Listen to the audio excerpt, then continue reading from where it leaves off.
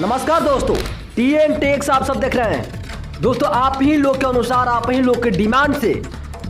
आपको डीजे ब्रोबो और खेसारी लाल यादव जी के वोट मैंने इस चैनल पर कराया था टीएन टेक्स पर, और वोट में 86% लोगों ने वोट दिया है कि हमें वीडियो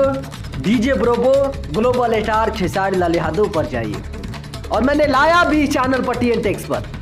और आपको बता देते हैं कि ये गाना पहले मैंने वीडियो बनाया था, ये गाना हो सकता है कि नहीं आए क्योंकि चेन्नई मैच अच्छा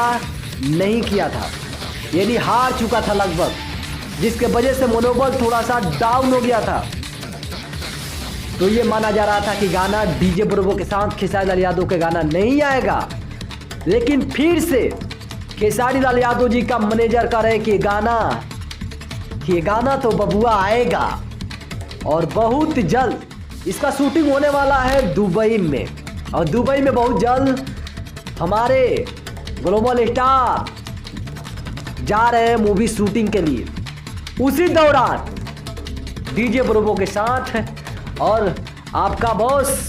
ग्लोबल स्टार खेसारी लाल यादव जी के गाना शूटिंग होने वाला है। हालांकि जून जुलाई अगस्त, पूरे अगस्त या नवंबर में गाना शूट होकर कंप्लीट होगा,